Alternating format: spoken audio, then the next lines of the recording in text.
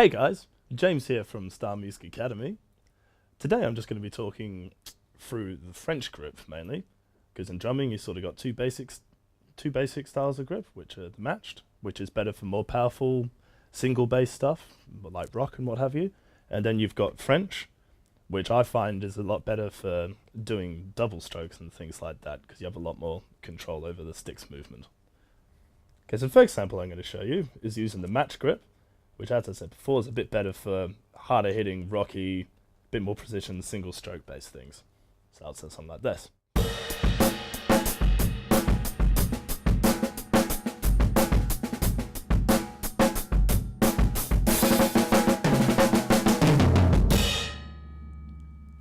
And the French grip is a bit better for more groovy passages, and particularly involving a few more ghosts in the snare drum, which could sound something a bit like this.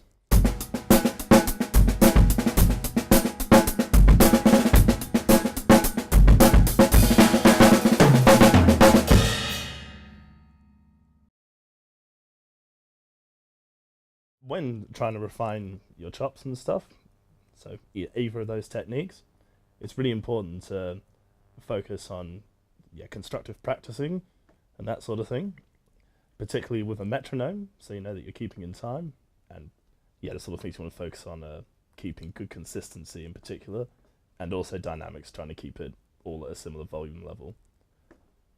So a very basic exercise you can do for that using single strokes would be just doing a single stroke with an accent on every beat.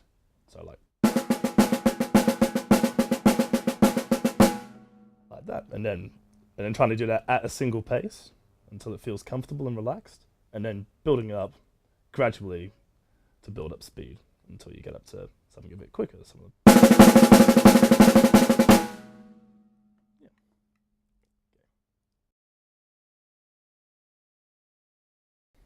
Okay, today's lesson I'm going to talk about developing groove.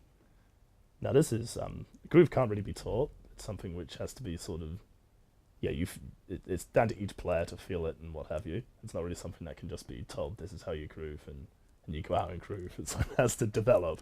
So now little things which I've noticed through listening to other players and try to implement into my own playing is how crucial the timing of your strokes is. For example, in a lot of grooves, you want it to be very tight, so you want your snares to hit directly under your hi-hats, the kicks to hit directly under the hi-hats as well. So I'm just going to demonstrate a little exercise, which is quite good for developing that in hands terms, which is a simple, you're doing 4 strokes of each hand, so it'll sound just like a single stroke roll.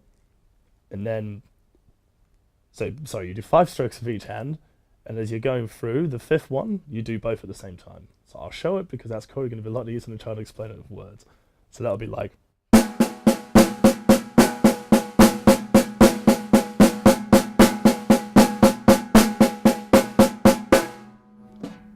Another good way to sort of hear that a bit better, because when you hit the sticks at the same time on the snare skin, it can feel a bit odd, and this is mainly for when you're playing hi-hat stuff. So you can move the right hand from the snare drum up to the hi-hat and do a similar sort of thing.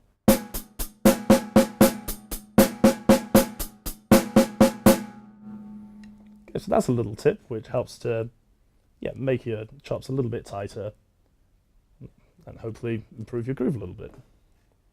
Okay, now with that exercise, the sort of thing you want to avoid is when you have those 2 overlaps, you don't want that to flam. Not in this exercise. You want it to stay very clean and together. So an example of that flamming a little bit would be like.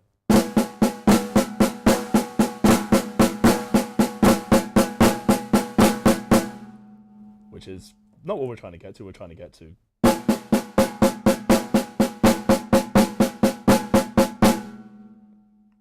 Well, thanks very much for watching. Hopefully you've taken something from some of the lessons I've shown you. My name's James. I'm from Star Music Academy. So if you have any interest in learning anything that I've shown you today, then feel free to get in contact with Star Music Academy and ask for James. Hey guys, James here from Star Music Academy. And then straight to the lesson, Sam, or can it just be a comedy video? I think it'll be a lot easier.